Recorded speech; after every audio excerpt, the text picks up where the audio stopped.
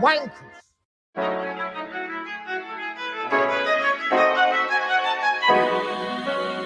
Are you retarded?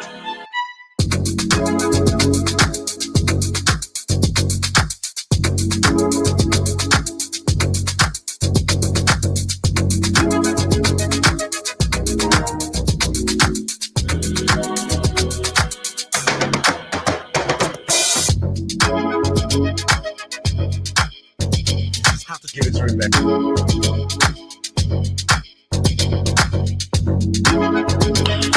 Nice.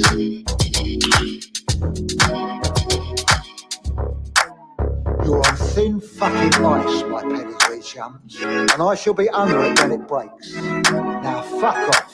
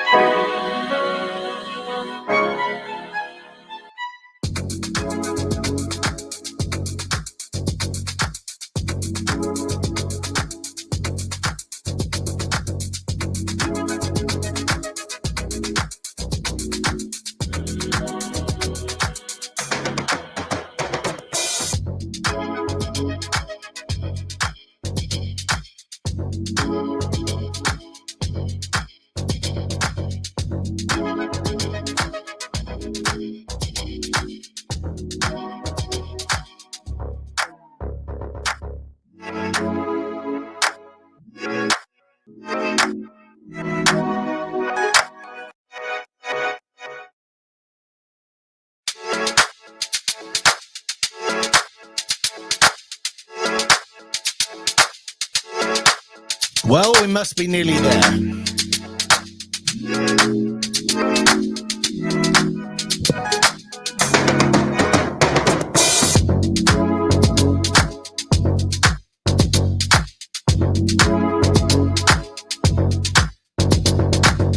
Let's fuck this off. Hello. Been a while, and I'm actually early. 2 minutes, to be precise. Yes, I have been to the pub, but not as hard as I would have done usually. I had the chance to stay out and really get mangled with a few nice people, but I decided I'd come home and speak to you. Reason, I've missed doing this. For a while, I decided to have a little break, as you do. And actually, I'm wondering why this behind me is not working. Let me see if I can turn this off, because it's actually a bit gash. 1 minute. Settings. Virtual background. Oh, right. Let's just turn that off. There you go. That makes life easier. So it's still light. I could have stayed out, and I thought to myself, I haven't actually done a live stream for a while, and I actually missed the call-ins, and I miss like your comments, and I miss all that sort of stuff. Had a little break, obviously, and when it comes to the elections, I couldn't give you any advice. Simply the fact I didn't trust any of them. And you all had your own ideas that you thought that voting for this or voting for that would make a difference. And I realized that voting really at the moment, as way as it stands, doesn't make any difference. So I thought to myself, if you can't give any good advice, don't give any advice. Hello, my little noodle mate. How are you? Hello, Simon. Sorry to cut you off in full flow, but I just wanted to ring in because I think I speak for everyone when I say we missed you and we were very concerned for you and we were all wishing you well. I have to say, I was never that bad, by the way. All right, just so you know. But you do have to get a grip on yourself and go, am I all right? And then sometimes you go, maybe I'm not. Right, we'll sort this out and take responsibility of yourself, which you did. And yeah, I'm pretty good right now. Lots of personal life now where I had very little personal life. So I've got a lot of friends to go out with and do lots of stuff away from this because this became my life. And but I do miss this. So we'll find a balance. And now all that voting bullshit's over. Now we can get back to just taking the piss out of stuff and pointing things out. What do you reckon? So, yeah. So what do you know? What do you know then, that man? I mean, you are indeed. Well, I thought I've got a issue that is sort of connected with what has happened and what is currently going on with the football. So that might alienate half your audience, and the other half might think it's the most engaging stuff they've ever heard. But before I get to that, I have a few predictions to make. Lovely, go on. The first prediction is Keir Starmer will not serve a full term as Prime Minister. Have you got a theory on why? Yeah. Although Labour have a huge majority in the House of Commons, if you look at each constituency race by race, as in the contest, not the biological fact, Labour have very wafer-thin majorities in hundreds of constituencies. And also, they had less votes than they did 4.5 years ago under Corbyn. And less before that as well. Yeah. And also, their share of the votes only went up by 1.6%. And yet, I need you to break it down for the person listening. It's obvious to me, but if it's not obvious, it's a fact that our lot didn't bother coming out. Exactly. Or if they did come out, they voted Reform. Which wasn't. I mean, if you were a traditional conservative, that is to say that you want to conserve the values of your country, you love your country, and you don't like the way it's going, you would have in the old days voted conservative thinking the name says everything, but it doesn't work like that, does it? So we worked out that there weren't anybody trying to conserve our values, but yet Nigel Farage and other members there were saying we will do that. So anybody with a brain would have, and I have to say, voted Reform. I didn't, and I'll explain this later. So everybody voted Reform, which was there to definitely shave off anything that was going to vote for Conservative. Many people who were Conservative who didn't like the idea of the far right, which Reform isn't, then decided to go and vote for things like Liberal Democrat. And those that didn't decide to come out and do that, they either voted for a local, which didn't happen much, or they spoiled their ballot, which was the ultimate protest, right? Now, I don't know which way you voted yourself, sir, and I'm not going to ask you. Right? However, go on. Well, yeah, but yeah, this house of cards he's constructed, Keir Starmer, is very volatile, and his MPs are extremely rebellious. And if things continue to go south, which they will very, very quickly, he could be forced out. And I already know the two people that have been lined up to replace him.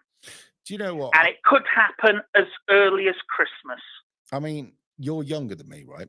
as I recall. Right. But I remember when MPs had just a hint of integrity, when they would follow the whip, when they would stand behind the PM, when they would do the right thing.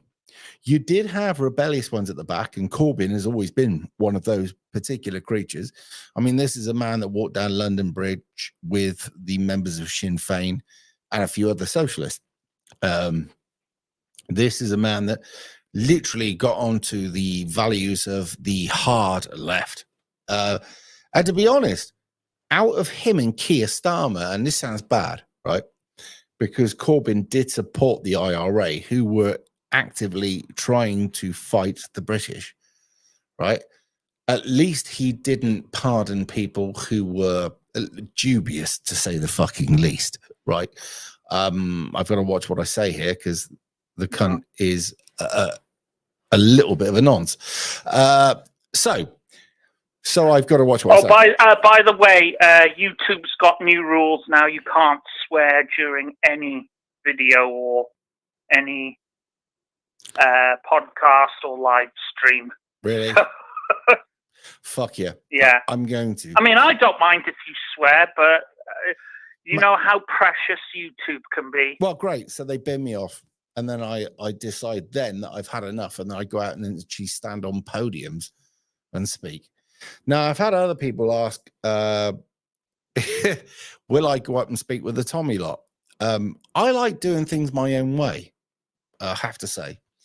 I'm one of these that I know that I can guarantee me, but I can't guarantee anybody else because I don't know their inner workings. I don't know who they work for, if they don't work for anybody, if they're honest, if they're not. And nowadays, you just don't know.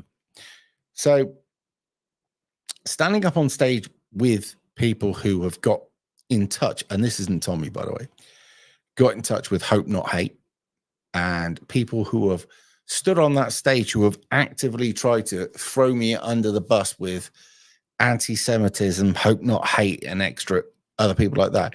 If I was to stand on a stage with them and smile like everybody else, I would be wrong, wouldn't I? Well, I've got a bit of an update on Hope Not Hate. Or Hate Not Hope. On their website, they were talking about political prisoners writing to people on the outside and how that's becoming more prevalent. And then in the final paragraph of the article, they stated that even though they had an issue with their political opponents, they objected to the state using its power to obstruct prisoners from seeing their family members, particularly their children.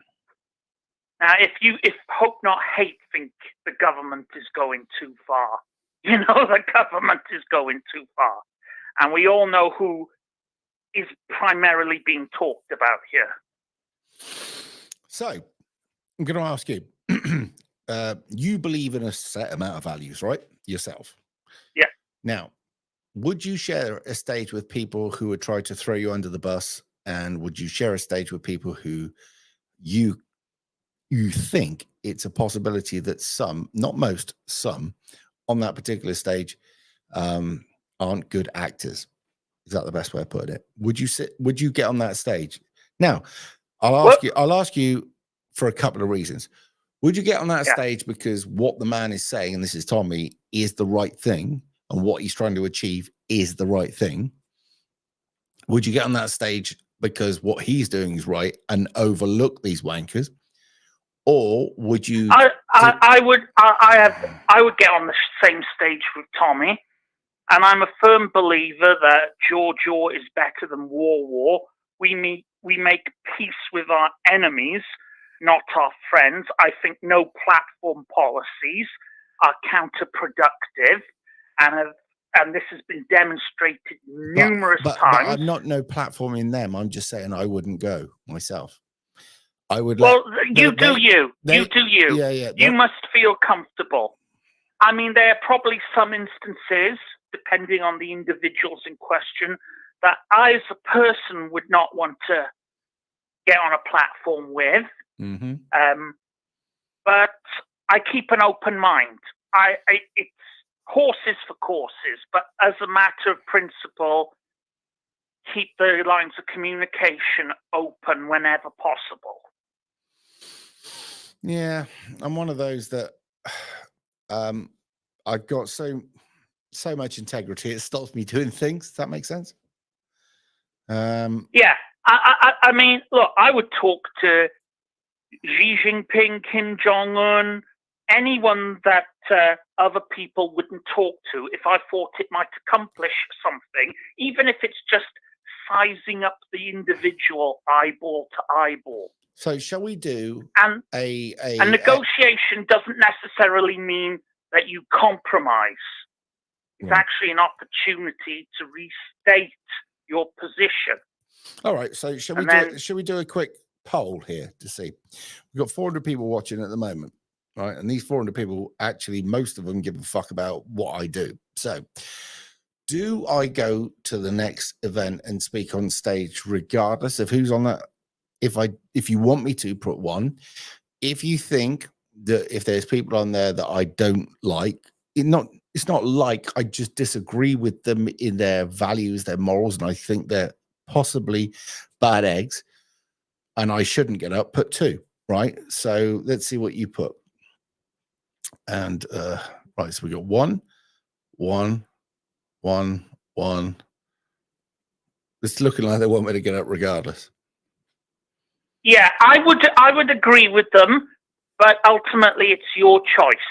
I'm not going to want you to do something that you don't feel comfortable with. Well, the reason I didn't do it is because I didn't want my subscribers to think I was selling out or doing the wrong thing.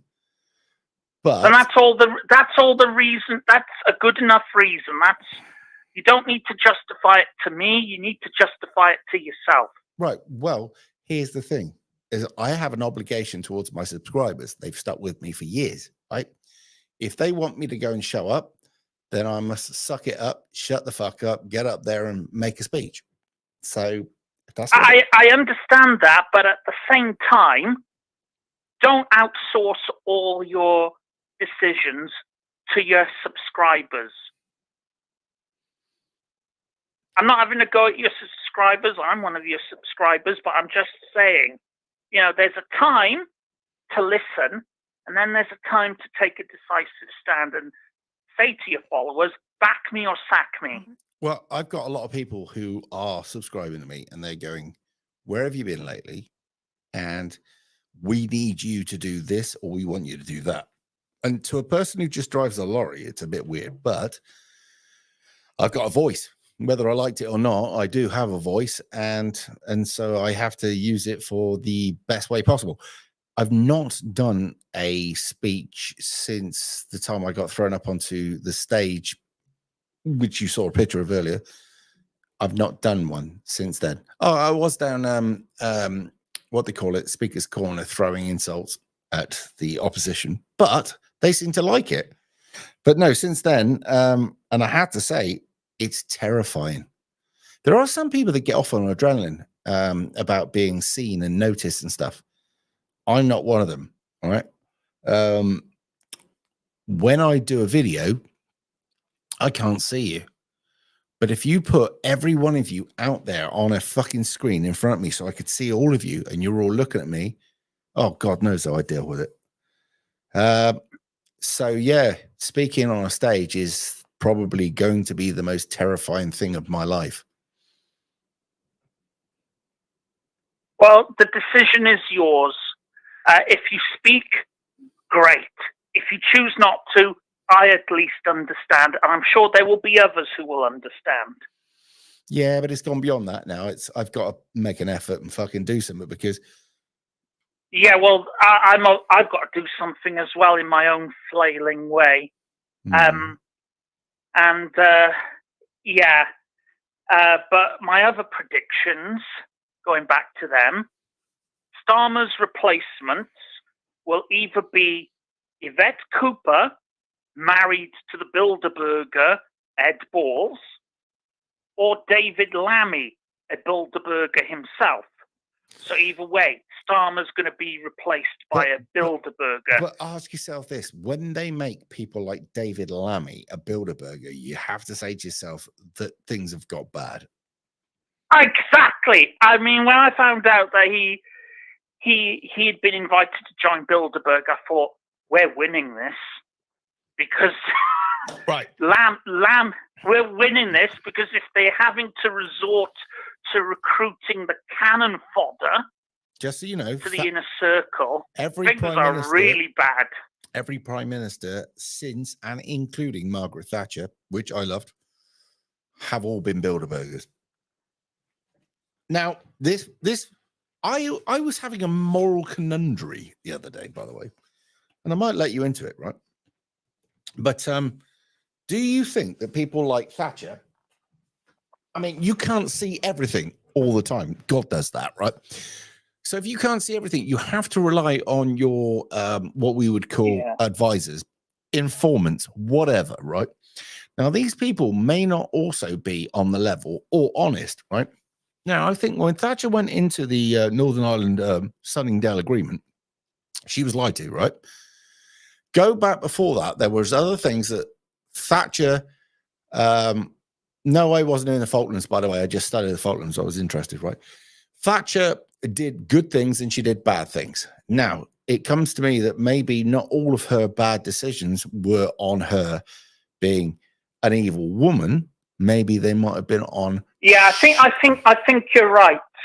I think what we're in danger of is judging people of the past by our own standards today, and the world 40 years ago was different from the world today. Right. Now, although I think we as a people around the world are dumber than we were 40 years ago, we have more access to information than we did 40 years ago. I'm going to ask you a question. There is more information available than there was 40 years ago. There's better technology to access that information than 40 years ago, and we're a little more cynical than we were 40 years ago. Can I ask you a few questions on this? Because do you believe that the difference between dumber and ill-informed is different? I'm probably too dumb to answer that. So, I'm not stupid. I just didn't have the facts to hand. Or I'm just stupid. Well, we're all stupid in relation to someone else. Okay. Do you believe that as we go forward, the kids are getting more stupid? I think when it comes to critical infrastructure and critical skills like mathematics, practical skills, we are dumber. Okay. How do you equate intelligence? Is it by the quickest way your brain can solve a problem? Or is it by knowledge? Because I've got a view on this. So what do you think? I think it's about the ability to apply knowledge. Knowledge in of itself is a great thing, but what's the point of it if you're not able to apply it in everyday life? Right. And pass it on to other people who may be able to apply it better than you can. Okay, so my understanding of stuff is this. Many people who were considered thick at school because they just simply didn't get the bullshit you were teaching have gone on now to be very intelligent, right? Many people who were considered to be intelligent at a young age because they showed all the right signs have gone on to not be the quickest people in the world. And I was trying to grasp and trying to work out what it was that made an intelligent person. And I'm getting near there, but it's not somebody who can recite history. It's not somebody who exactly. You can recite all the historical facts you want, but unless you understand I believe we have Paz in the house, even Paz. No, I believe that intelligence is being able to take a situation that everybody else is stumped at, right? You know, the usual inside the box kind of people. And somebody comes along and goes, what we need to do is, and solve the problem. And they can do it in that time, right? Immediately, there is a solution from that brain. Or if there's not a solution, there is a temporary dam of the problem, and then a solution forms, right? What we've done over the years, and you need to look into, if you're interested, by the way, the Rockefeller School of Education over in America when they started it, right?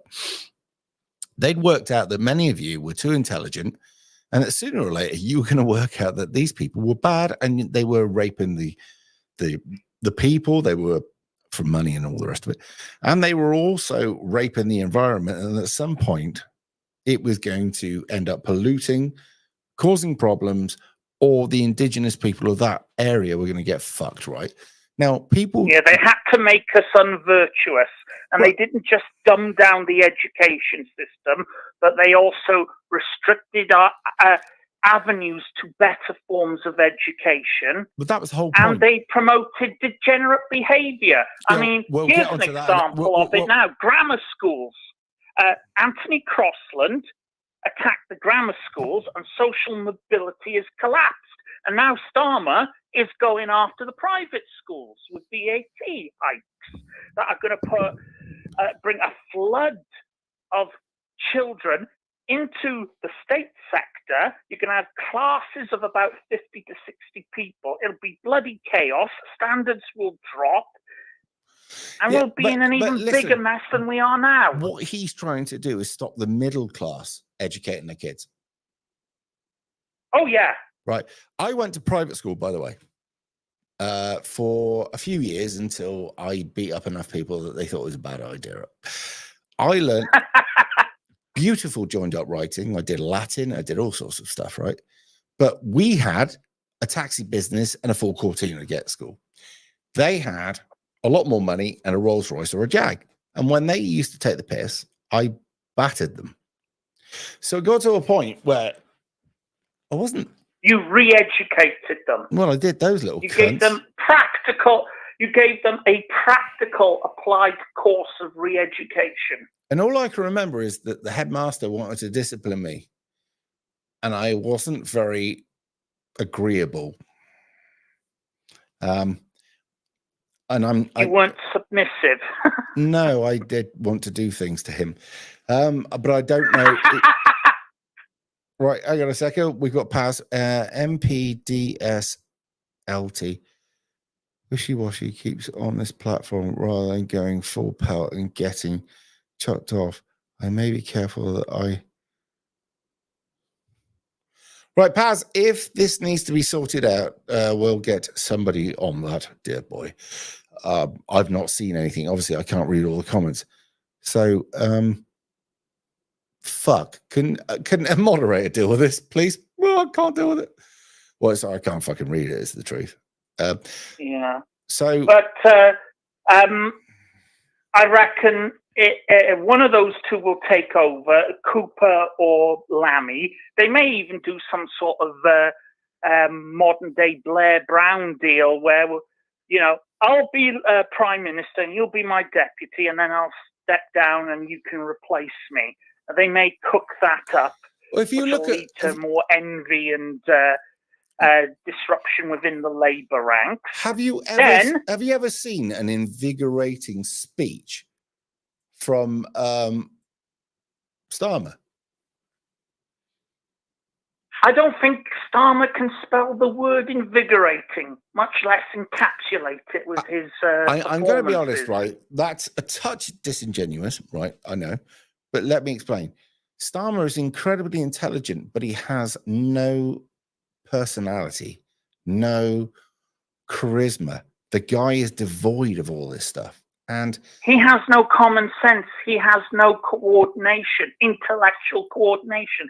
He has to be instructed by his colleagues. I mean, to clap for his fellow MPs when they come back from life-changing injuries. Neil Kinnock had more personality about him. Hang on 1 second. I'm curious now, Sai, did private schools give you for lunch? Well, it was really shit, actually. It would be like sausage and mash. And if you really begged hard enough, right, yeah, gravy, you could get a couple of bits of bread to go in it. No, they were cunts. Do you remember that Hey Teacher, Leave Them Kids Alone? It was just like that. It was fucking shit. And now we have... That looks like Henry Crinkle. I could be wrong. Anyway. Yeah. So there's going to be a change of leadership at some point, maybe even Christmas. I think the Olympics may be moved from Paris to Germany or even this country Cheers, because bro. France is on the edge of insurrection. There's definitely going to be insurrection in America, regardless of what happens in November. And I think it's probably going to come over here as well. Right. Can I ask you to stop for a second? Because Crinkle has made a comment. And I have to say, he says, I have more in common with Keir Starmer than Boris Johnson, David Cameron, or Rishi Sunak. And I have to say, as much as that's a very low bar, though. Well, no, I don't have anything in common with Keir Starmer, but also I have nothing in common with Johnson, Cameron, or Sunak. So I don't think any of us do. We're not far off. And at the end of the day, Crinkle, if you thought the Conservatives were bad, do you know why? They were. They were fucking abysmal, right? They were blue Labour. Well, you can call them what you like, but at the end of the day, I don't think, by the way, Henry, there's anything in politics that represents us, especially you. So put another comment up. At least Starmer went to state school. Did he? Well, that made a difference. He went to a very good state school, a rather elite state school. Well, let's not forget, his dad could afford to send Starmer to the very best schools in both the public and private sector because he owned his own tool-making business and his mother was coining it in on the sick. Well, anyway, Crinkle, I did a few years of private schools and I went to state and I realized what the difference was. And I tell you now, I went from doing Latin, beautiful joined up writing and all the rest of it with a Bible in my hand back to they stopped me from doing beautiful joined up writing and went A, B, and it was just like your brain went into sleep. Oh, state schools aren't good enough. And private schools, well, I think they're changing now.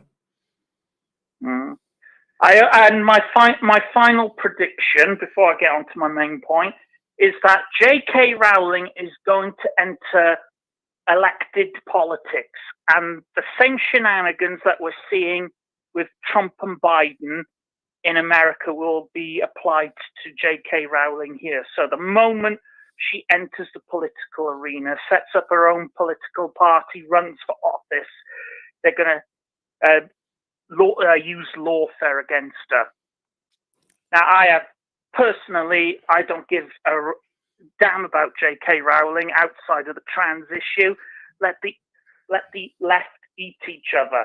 My main point now, though, is that I know why the England football team are crap and have been crap for so very long. I can't prove it, but I can't disprove it. What's your theory? Go on, I've got to hear this. Marxist indoctrination at school. When these footballers are kids, they go through the Prussian-inspired education system where they're taught by their Marxist teachers that they are evil because they have the original sin of white privilege and that Britain, and in particular England, are very, very bad and very evil and have done very, very bad things, and they must feel bad even though they had nothing to do with it and they're only getting one side of the case. And it's being inculcated into their minds and in their subconscious to the point where it takes root, so that when these kids grow up to be international footballers and they play for England, they have some kind of mental block that inhibits their performance. The only exception to this was 2021. And the reason for that was the taking the knee stuff and the backlash it had from the fans. And because there was such a backlash from the England fans, the team felt less inhibited because they were playing for Marxism rather than England. Shall I give you my view on this? Yeah. Total bollocks? No. I'm not going to go with what they were politically inspired by or whether they were made weak. What I'm saying is if we'd got a really good bunch of people off the beach in, where's the fucking name of the place? Oh, I can't remember. They all play football down there. Brazil? That's it, right? If we got a really happy bunch of really overly skilled Brazilians and said to them, off you go, right, and give them some money, right? I think if we didn't have these, like, throw yourself on the floor gayness, right, which we have, right? So get rid of that out of it, right?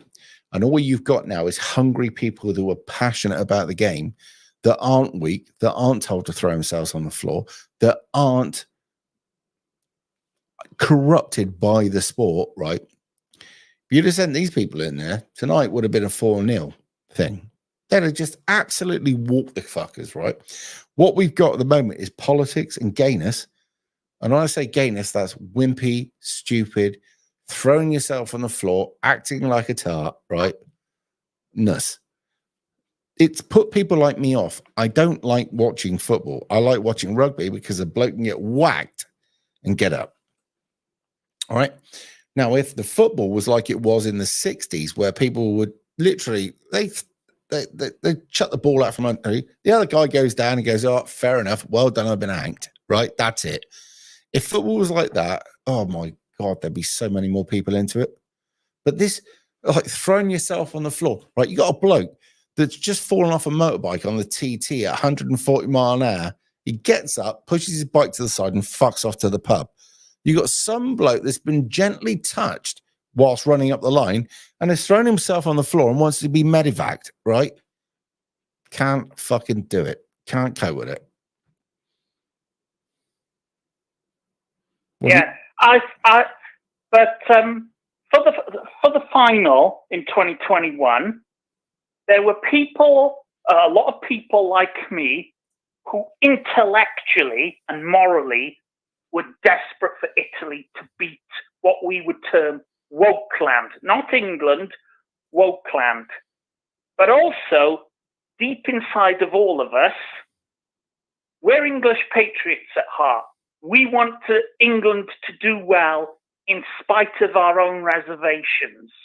And so there was a part of us that, we just wanted England to do well, even though we hated the England football team and the wokeness and whatever. The England team sort of psychologically knew that, and that's why they failed to rise to the occasion. And when those black footballers missed their penalties, I can tell you now with 100% certainty that both David Cameron and Keir Starmer and those types were absolutely delighted. Not because they gave a damn about the black footballers, because let's face it, the left treat ethnic minorities like slaves on a plantation. They just pretend otherwise. No, but they were delighted that they missed, because in their warped psyches, these players, because of their indoctrination from childhood into hating England and everything it stands for, these players had somehow subconsciously done their internationalist duty to the communist cause by striking a blow I've got to be honest, my boy. White working class gammon. It's a strong, tenuous connection there. Now, listen, you're going to call back later, aren't you? Yes. Would I be allowed on later? Of course you will. What it is, I want to get a few more people on because we've had a laugh, but there's other people that want to get on, right? Yeah, I mustn't monopolize. Thank you, everyone in the chat, for putting up with my crackpot theories. And hopefully I'll speak to you again. Bye. So I didn't realize, because I haven't seen Paz, because I've been so concentrating on the noodle with ideas. And every now and again you come in and you go, oh, it's Paz in it. So Paz, hello. I just thought I'd do a live stream for a while, and the numbers are building. Oh, hello. Well, sure. It's Anna. You're right. All right, my lovely. How are you doing? Not too bad. Yeah, your number's not saved on here. It's saved on there. So there's two different phones. So yeah, not too bad. So what's occurring? Oh, well, it's all just got a bit hickledy-pickled, isn't it? So, out of interest, down your neck of the woods, who got in? Mm-hmm. So, Caroline Diners, so we are a Tory stronghold. We always have been in my area. Right. But looking at the results, because I just kept having dreams of the election, because I'm a bit weird like that. And I got up about 3:00 in the morning, and I was just checking. I was just like, well, we're definitely getting Tory stronghold. But we did actually, I mean, Labour with a second and Reform with a third. But that has split the vote quite considerably in Gosport, really. I don't care if people know where I'm from. But I might ask a favour in a minute. Ah, okay. Yeah, run the live stream in a minute while I go to the lab. Oh, right. Okay. Well, it's not like you haven't done a live stream before now, is it? No, it's been a while, but we're out of that paradigm now, the right and left. I think we're way past that now. Right. So before we go any further, I'm going to leave you to it. Mm-hmm. Explain to the viewers what you think politics is now and what you think Labour are going to do. I'll be back in 2 minutes. Oh, right, crikey. Well, Labour are just another part of the Uni Party, which is, I say, more left-wing, but the Conservatives have been left-wing considerably over the past 30, 40 years. So that's my honest opinion on it. But I think we've gone from culture. But I personally think it's a theocratic thing. I think it's much more religious and faith-based than it is actually pragmatic and logical. So the landslide is ridiculous. That's not a landslide as in like you have won the majority population, because that's just not the case. They got about, 10 million votes out of 66 million. And let's face it, quite a lot of those 66 million aren't even English, Welsh, Irish or Scottish. That's my personal opinion. I don't know about you guys. But as well, the problem arises now. I'm going to put this to like a radical left-wing perspective as well as a radical right, which is just, I personally think is more sensible at this point, because centrist politics haven't worked. Now, if we had the vote share and it was proportional democracy, people who voted Reform, now I personally voted Reform on a more tactical vote than I want, because I would have preferred something like Heritage. But if we had a proportional democracy, you would have seen Reform get something like 77, 78 votes, and people like Greens get about 44, 45 seats in Parliament, which I think is much more representative around the nation. We don't have that. And it's a bit infuriating, because I think that's when you can actually get things done and you can come together as a country much more than you can just going Tory and Labour. I think that's much more divisive, even if it's more centrist. You get people like, Jeremy Corbyn, he won a seat fair and square, whether you like it or not, he did. And whether you like his politics, that's just how they voted. But if he was more popular, then he should have got, more representation in Parliament. We just don't have that. Let's face it, who's Labour and Tory representing at this point? No one. And I think people who are pretty sensible, whether they voted anything or didn't vote at all, know that we have a serious problem in this country. And it's not in the favour of anybody, even the ones that are sectarian or religious or whatever. But yeah, that's my personal opinion. They were enjoying that, so I shut the fuck up and let you crack on. Oh, sorry. No, they went, no, carry on. I was like, that suits me just fine. Yeah. But it to me, it's true. I mean, I think we are much more, politics is kind of a small position in this. I think, people are voting from the heart for a lot of the time. But then you've got 40% of people didn't vote. But who are you voting for at this point? Even getting any fair representation, and I don't care which side of the political aisle you're from. Again, I'm talking the Greens only got policy for, right? They got 2 million votes. They should have realistically got about 40% or 40 seats in Parliament. Right, Anna, there's For people real. saying that you should have your own podcast. I think you might want to be honest with them. She has. She. I don't know. It's gone Right. way past that to me. Right. She used to do YouTube and she used to interview people and she did very well. But there came a time where she had to wrap it up because of reasons and she just hasn't gone back to it yet. However, yes, it's quite nice to just pull the cord and let her go because, yeah, she's not a fool. I don't know whether to start on football or politics here at this point, right? Now, if we went back to football, Anna, right, back in the days when people went down and got back up again, it was a lot more interesting because at the moment, I think that like a normal woman would rather than watch football, would rather watch rugby, two men, right, or many men bumping into each other. 100%. Right. So, I do miss speaking with Anna. There you go. That Savage has already said that he misses your presence on the Discord. By the way, maybe you should mention the Discord server. We all speak in there all week long during the day, and we have a great time. We rip the piss out of everything. We're completely inappropriate, certainly not politically correct, and we just don't give a shit. Anyway, the link might show up in a minute, and if it doesn't, I'll sort it out later. Anyway, so, right, let's go back to politics. Can you remember being told that politics was Labour were for the working man, Conservative were for the middle class, Liberal Democrat were for the people that were lovely? You know, I'm throwing air quotes around hard and often, right? And there wasn't much left, right? And there was a time that there was proportional representation because there was no threat, because the two parties put up the best show in the papers. And to be honest, and I think it was early 19 something or other that liberals did actually have their time in power and people believed in them.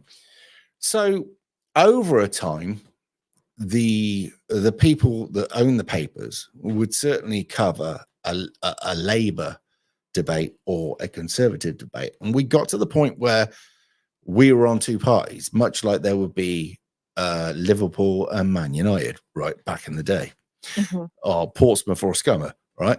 Yeah. Although I've got Scummers that like me, so sorry, love. Family's coming. No, it's fine. We're all in this together. Sorry, Dad's family comes from Portsmouth, right? All my fucking my seven family, because he was one of 8. They all come from Pompey, so it's Pompey player, Pompey. Proper, yeah. So I tell you what, I got fucking educated when I went to Pompey because I went into the roughest estate going. And we met some of the loveliest cunts in there, but fuck me, it was rough. And we never told. Mum and Dad went, "Where'd you go?" I went, "Oh, I went out for a ride with my cousin Michael. We went around the tennis courts and a few other places." No, you went straight onto the worst fucking estate known to man, right? And you did really well because these cunts were sound. There we are. Yeah, it was interesting. Anyway, so when you got into politics, I'm guessing it was in the 90s, maybe later. Well, I was born in 91. How so very dare you for being young. God, just fucking Christ, woman. So I do remember Tony Blair. That's the earliest recollection I remember. And I remember him being somewhat popular, but I do remember when like 9/11 happened, the Iraq War, and nobody was for that. No one that I knew, like adult-wise, was for that. It doesn't make any sense. Right, you can see the comments, can't you, right? So I'm going to ask some questions. No, I'm not going to go to my phone. yeah, it's really breaking up a minute. So put the Wi-Fi on that phone and you might do better, right? So just give us a second, right? Does anybody here remember during the 70s the fight between Labour and Conservative when they both got beaten by the miners? The unions. Can anybody remember that, right? And we'll see what happens. 1, if you can remember it. 2, if you can't, right? And then moving on from that, can anybody remember the 80s when the yuppies came about and we were all told we were doing really well? If you can remember that, put 3 in. Blair is Satan. Well, never mind, eh? Right. They can remember that. this is what I like about my lot. Some of them are a little bit older than me and they can remember this shit. So can you remember, if you can, by the way, can you remember the 3-day working week? If you can, put 4 in the comments, please. I fucking love this. Yes. This is where I get educated. Anyway, Anna, are you going to start up your channel again? Because there seems to be a bit of a want for it, love. I don't know. Look, at the moment, it's been a bit complicated because, well, it's still on my case. Not that it was particularly a win, but because everything's been captured, like getting employed has been a fucking nightmare. And luckily, at the moment, I do have some self-employed work, which will keep me going for a bit. All right. Well, we'll run off that. I'm going to ask you some questions, right? About, I'm going to put you in a situation about where we were back then, right? So imagine you're 6, right? 6 or 7. Yeah. And when you come home, there's a coal fire downstairs, right? But you haven't got any heating upstairs and it's single glazing, right? So you stay downstairs until you've got to go to bed. And when you go to bed, your mum tucks you in so much you also cuts your circulation off, right? But the first person that wakes up in the morning puts the heating on, and the heating is the coal fire, right? So can you imagine coming down at 6 and your brother being 8 and literally taking all the dust out of the bottom of the fire, putting that in the bin, right? And then working out that you need bits of paper underneath the fire and then basically building a fire. And then how do you get it to draw? Now, if I gave you an open fireplace, you've got everything in that front lounge. You haven't got a remote. You've got pillows. You've got paper. You've got what else you got there? Really bad carpet. What will you do to help that fire pull, to draw on that fire? Well, so it's also already started. Sorry, I've said again. You got all the stuff to chuck coal there. I can't. To make the. I'm not hearing everything you say, but they've already said in the comments, right? Do you know what we used to do as kids? Right, so we've got this fire starting a little bit, but what it needs to suck underneath, but the only way it'll suck underneath is when there's great heat above. And the only way you could stop the fire or the smoke coming back into the room, because there's no heat, right? And we used to put the big paper, right? So it depends how big your paper was, across just the very top of the chimney and across the bottom. And you'd hold it and you'd keep it as flat as possible. And you could see the flames dancing at the back. And you think, I'll just hold it a bit longer. How many people in here, right, put 7 in the comments, got that wrong, and the fucking thing caught fire and you had to throw it in there? I did numerous times. Anyway, so you're 6 years old. I was way too privileged to have to deal with this stuff. We had I remember having a gas fire and stuff like that. Mate, let me tell you, right? I'm way too privileged, but we did have open fires. Me and Mike had open fires in our old house, and I remember look at the 7s. We've all fucked up, right? It was funny, right? Because what you do is mum and dad, you stay in your bed till we come down, right? But you want to please mum and dad, right? And you've gone sneaking downstairs like this and set the place on fire, right? Which was nice. Anyway, so you're like this, and all of a sudden you can see flames jumping out the front of the paper. Anybody else been there? Right? You're like, oh shit, and you threw it into the fire. And luckily, as the fire was drawing, it sucked the cunt up. You're like, oh, thank fuck. Hang on, what about a chimney fire? Because we'd heard about them. Anyway, luckily, no chimney fire, right? And then you just sit back and you go, that was pretty close. And your brother would be like, yeah, I think we did it right there. So that was it. But the other thing we had, right? You've got a meter where you put the key in. Yeah, we had 50p meters. If you had a 50p meter in your house, right? Put 9 in the comments, right? Just out of interest, right? So what we used to do, right, is we had a lot of blackouts back then. And we didn't know whether we'd run out of electric or it was a blackout, right? Look at the fuckers. They're all valid as well. So what we used to do is keep a box of matches and 2 candles and 2 50-pence pieces on top of the meter. So what you'd do is you'd come up to the meter and go, oh, fucking lights out, 50p, switch the cunt, and all of a sudden nothing. You're like, oh, it's a blackout. So you get your 2 candles and your matches, light one, burn the ass of the other, stick it down, right? Then light it, and you do it on one of your saucers, wouldn't you, right?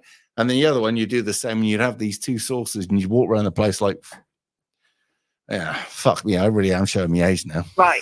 I'm just going to stop you right there. Is this the white privilege they keep talking about? It would seem to be, right? It sounds fucking horrible. because it got worse, right?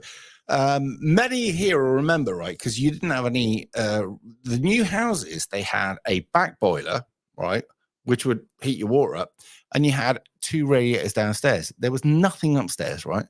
And you didn't have any insulation. You didn't have any drywall stuff or anything like that, right? So we had some of the worst winters, right? 79, 80, 81 going, right? And we'd look out the window and it was thick snow. Well, you'd look out the window after you'd scraped the inside of all the frost, right? But I remember my mother, she'd tuck us in, and it was blankets then, it wasn't duvets, right? And then she'd chuck a couple of coats over you. You wouldn't move till the morning. It's not like you were doing what you were told. She was like, oh, you stay there till the morning. It wouldn't be like that. It was like you couldn't fucking move. You couldn't turn over in this cunt, right? You know, I think a lot of bedwetting went on because they couldn't get out. Seriously? Yeah. Right? Jesus Christ. Yeah, I can imagine. Honestly, he died in his sleep. He didn't die. He was asphyxiated. Mum tucked him into one, right? Mm-hmm. I looked at my brother, and all I could do, right, I was on in this bed, and he's in that bed. I was like, you're right. He was like, yeah. I was like, sleep. Seriously. Anybody here got this tucked wasn't in? that long ago either. No. This wasn't that long ago. Do you know what? She said, right, I remember we moved to the new house, big house. God, we thought we were fucking millionaires. It was a standard house, whatever. You're going to have a duvet. Well, what's one of them? Well, it's a single thing that goes over you. And I'm thinking to myself, I had 7 layers before. And I've got 1 layer now. This is bad. Anyway, yeah, we went to duvets, and yes, it all worked out better because, there's many people on here that remember the cold. And I'm trying to wonder, right, only because I'm a bit of a pervert, right, how the fuck our parents ever got it on in that cold? I'm just thinking to myself, there's a drive. There is a drive, I'm sure. We don't think about that because that's our parents. We think, no, that never happened. As far as I'm concerned, I'll protect you, baby. Well, I can't hear you anymore because the phone signal's gone a bit weird. So I will. I'll probably catch you on Discord. Is that all right? Yeah, that sounds good. You take care of it. All right, love. See you in a bit. Yeah, I was always thinking to myself, I was thinking, do you know what? I've never heard anything. I remember one day, I was out when the parents moved their bed, and I looked behind the headboard, and there was like carpet nailed to it. I was like, why would you have that? 20 years later, I'd worked it out. Hello. Hello, you all right, mate? Not too bad. You all right? Yeah, I apologise for my voice. I've been watching England. So, were you absolutely shocked? Fuck me. I was watching the penalties and I was getting a bit emotional. Yeah, I was in the pub and everybody was looking at the feet when it went to penalties, thinking, that's it, it's fucked. Game over. Going to penalties, game over. And then we won, and it was like we won the final. You've got to admit, it was close though, wasn't it? Oh, it was. I didn't think we'd win. I've never seen England win penalties. I have to say this, right?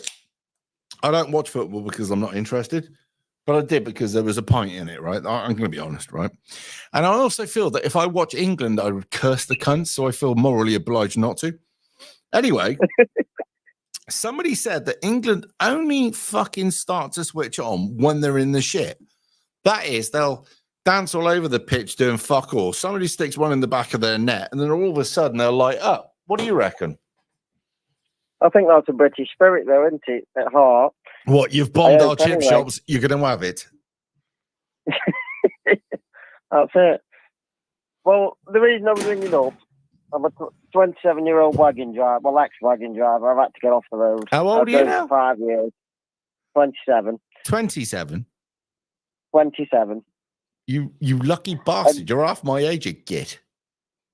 Well, there doesn't seem to be much hope for my generation in this nation. And the generation after me seemed absolutely fucked. So And I've got to ask you, I don't know. do you think that, right, asking you, because everything hangs on your generation and the generation underneath you, right? Do you think at some point you'll come around to the conclusion that we've got to do stuff or we're fucked? I mean, I want them to stop basically hanging lorry drivers out to dry. The police always looking for a fine no matter what. I'd like to, because I mean, let's be honest, lorry drivers are put under pressure by their unscrupulous owners. Now, if I go, I'm not taking that vehicle out because it's fucked, you get sacked.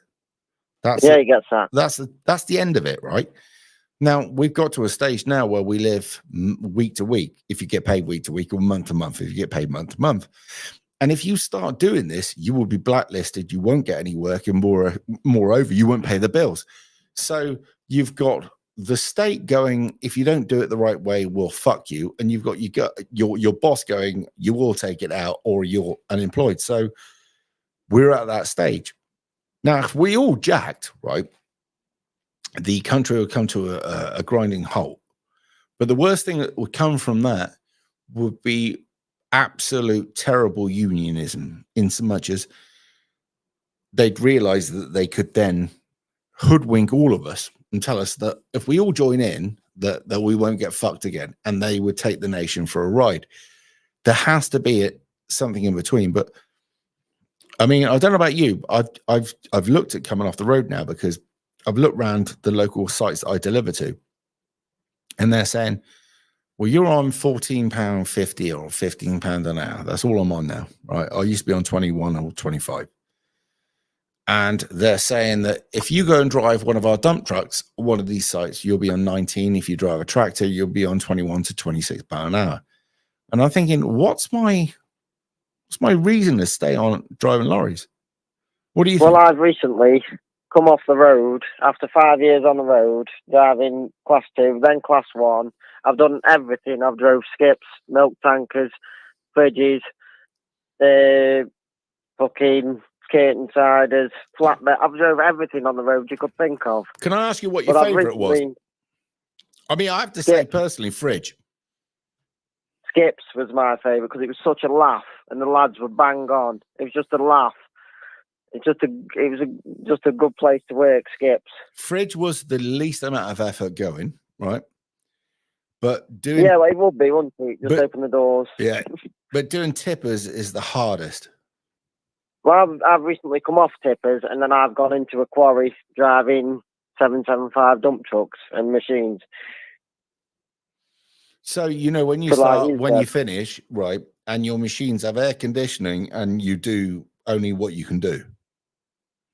Yeah, well, that's it. Everybody's telling you slow down in the quarry, slow down. You're on like 15 an hour, whatever it is.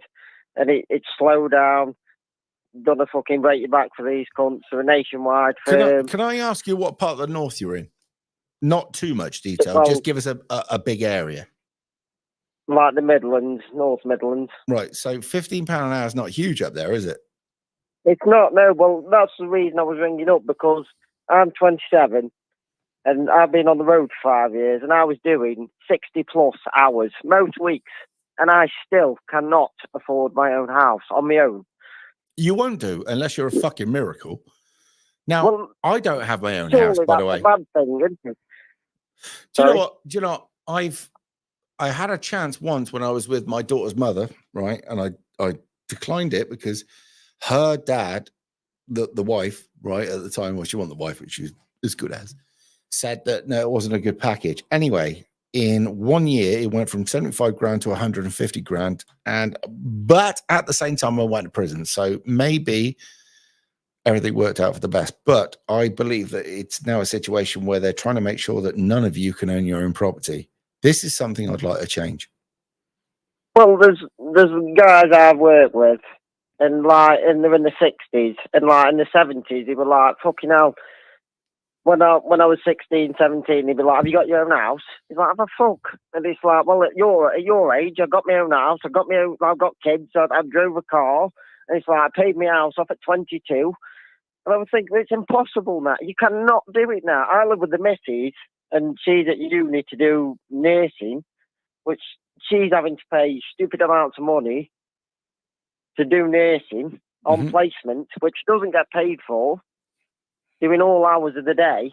And like, you can't do it. It's impossible. We're getting fucked left, right, and centre. Well, yeah. And I've got to say that I'm trying to find optimism. I mean, the reason to carry on. Well, I'm not talking about depression, reason to commit suicide. I'm just saying, what is my reason to just keep the country going? Well, that's not. How do I put this? Me personally, my job is not to keep the country going because I'm just a bloke that talks shit on the internet, right? But I'm thinking to myself, as a human being, what's my purpose? What's my motivation? And I'm not being all lefty on this one. I'm like, what makes you happy? And the only thing that makes me happy is knowing that my daughter's sweet, that I can come back here and switch off, and that if I want to, I can go and jump in my car or twist the handles. Now, I'm very old school. I don't like to go out a lot. I'm quite introvert, right? Now, I used to be a complete lunatic outwardly, but I know that our system is trying to basically make everybody so they don't go out, don't speak, don't own their own property, etc., etc. What do you think? I don't know. I think my generation's got quite a lot to answer for, unfortunately. I'm quite embarrassed. I think I would have done better in the 70s myself. I think I'm a rare breed, but... Right, so how do you feel? Right, you were born, you're 20-something years old, yeah? Yes, I was born in 97. Let me tell you, I went on my first holiday in 97, mate.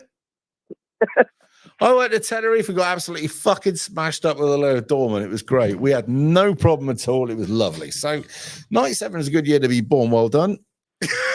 Yeah. So anyway, right. So 97, what age would that make you? Seriously, roughly? 27. I can't believe that. 27, I was still absolutely mad for entertainment and fun. At 27, I didn't have any political thoughts or aspirations. I had nothing, right? But I wished I did. So well, I don't know whether I've got any political aspirations, but it's just like the country is going that far down fucking hill, and everybody around me is just turning a black. Like my friends introduced me as a racist one because I don't want all these boats coming over the channel. Right. Okay. So you're not into politics, but when did you find me? A guy I used to work with says he was on the podcast a while ago, and he says, like, go and watch him because you're a wagon driver and whatever. And he said you'd like have a lot in common, and he said you should ring in. I thought I would. And you did the right thing because at the end of the day, we have a lot in common. All right. Your attitude is indeed old school. I know, but is it too late? No, of course it's not too late, love. Never, ever, ever is anything too late. Until they fucking got you not enough of my attitude. Until they've got you on your knees and they're doing something terrible to you, and I can't say that on here, obviously, but you get the idea. Nothing is too late, right? I don't think there's enough of my attitude in my generation to fight back at what we're up against as a nation. Let me tell you, we're going under. When they take the internet off these fuckers, when they take their freedoms off these fuckers, all of a sudden they'll take their head out the latest Minecraft or whatever the fucking shit is, right? And all of a sudden they go, what women? Because you know how spoilt they can be, right? When they actually get told that these people are actually going to take all of this shit off you and much more, right, then they can be turned into something productive. We'll put it that way, right? Yeah. Really got to watch what I say. So, yeah, many of them will go, what are we going to do? Slap. You'll do what you're fucking told, as we did when we're your age. But otherwise, you can go off and do your own thing and you can fail miserably. So, yeah. But yes, so that's where we are. But I do think that we're not going to fail. Someone put, Simon, please run. I'm sick and tired of running. Look at me. I've been running miles and I'm so fit. Anyway, I think somebody wants me to run and be a political. I've said that if the MEP position comes up after we rejoin, because I think we will, I'm going to go and rejoin and just fucking upset everything I come across. Anyway, yes, I do want to get into politics. And Paz, also, who's watching this, said that we would if things got worse. And I think they're getting worse. So I think we might have to. Anyway, Mr. Caller, sir. Right. Did you think it was going to be difficult calling in? Not so much. No, I was just ringing just to see your opinion on things. The missus is just qualified as a nurse, and Australia is looking more and more promising. Each week you watch the news, really. Hang on a second, you see? Before you go to think about Australia, look at the left-wing politics they're pushing into place over there. It's not the place to go. Well, maybe not, but I mean, they've got to have less problems than we've got over here, surely. No, they haven't. They've got worse problems, right? Because they're importing Indians over there in massive amounts and other things. And also, they've got a massive left-wing government. No, I've told people before, and I'll tell you, sir, the best way to protect yourself is stay with what you know and network with people who you agree with. That's the kindest thing I can say. It just seems like we're being overrun, though. I mean, we're being invaded, aren't we? Yes, we are. To put it nicely. I mean, it's like the Romans all over again. Yes, it is. But who upset the Romans? Boudicca. Well, now, yeah, can it be done again? Well, of course it can. Don't be negative. Do you think it will? Yeah, of course I fucking do. Otherwise, I wouldn't be doing this, would I? No. Don't forget, I'm not signed up with some financial bunch of cunts that fucking direct me. I make nothing out of this. I'm broke, right? But I do this because I believe in it, and also I get some sort of warmth out of you lot when you sort you. No, it is what it is. So we will win, because if we don't win, we'll die, and that's. It just seems like because I live in a rural area. I'm like in the middle of nowhere, in like the middle of fields, so I don't see a lot of what's going on in the cities. But I mean, like I drive into them and that, and I know I see things, and it's just thinking, like, if you drive into intercity Birmingham near West Brom, I mean, it's gone. It's gone. For now. Now I'm going to ask you, right? You know all these people, these lovely people that has there, right? They're all on benefits and ripping the piss out of the system. When the system collapses, do you think they're going to stay? Or do you think, like a bunch of locusts, they might hang on a minute, I'm my man here. Do you think that they might relocate to somewhere else that they can rip the shit out of? Well, they'll have nowhere to relocate to, will they? Well, no, it's whose benefit system goes down first, which I hope ours does, right? And at that point, when it does, they'll go over to Germany that will still be doing benefits. These people don't like our country. They're here to get the money. So when the money runs out, they'll fuck off somewhere else. It's a free ride, but I mean, you've got veterans on the street, lads that have fought for this country, from Afghanistan and whatever. They fucking hate them. In shop doorways. I mean, think about this. When you send as they see it, right, and I don't because I love these guys, they sent cannon fodder in, right, to bolster up a political view or to achieve a moral target, right? Now, if you can look into Snedley, I think it's Snedley Butler, and somebody sent me the what they call it. You can listen to it while you're working, the podcast, I believe, or whatever it is, right? Snedley Butler was the guy years ago that worked out early doors that war was nothing else but a way to drum up money for the rich. And it's a massive business. It's a multi-million-dollar business, war. Billion, trillion. The book is called war as a racket. Now, if you can get that, or basically, if you actually want to change your complete way of thinking, go on the internet, look for JFK to 9/11, everything's a rich man's trick. That's what changed me into me now, right? I'd had Glyn telling me all about what was really going on. I was fighting like hell. But I watched. I did. And every weekend we'd go to the pub and he'd say, you realize that the lumps of wood or the wood measurements, and I think you'll have to work that one out for yourself, are doing this, this, and this. I said, is it all the measurements? He went, no, it's just a particular grade of measurement, right? I went, right. He said, and they're doing this. I wouldn't have it because I'd been taught that these people were a protected species, right? And that you couldn't say anything because they'd had it so bad, right? So I was literally, I mean, me and him used to be like hit each other. Well, we like that anyway because we like having a scrap. But anyway, so I'd be like, "Yeah, fuck you, I'm not having that." He went, "Look, go and do your research and then come back and talk to me." So I went, "Fuck you, I will go and do my research." I went, "Ah, bollocks, comes right." So I come back to him. It gets worse, right? So I come back to him and went, you may be right about that, but what about this? He went, here's the truth. And I went, nah, that's fucking wrong. You might have been right about that. That's off I went, research, came back and went, all right, just give me everything. And he went, you ready? and I was like, so everything I understood as a kid and grew up to believe was bollocks. He went, pretty much. Whew.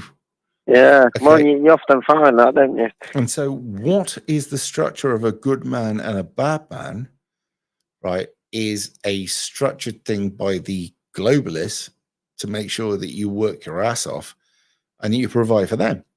What actually is a good man is somebody who will go without to stick by his morals and stuff.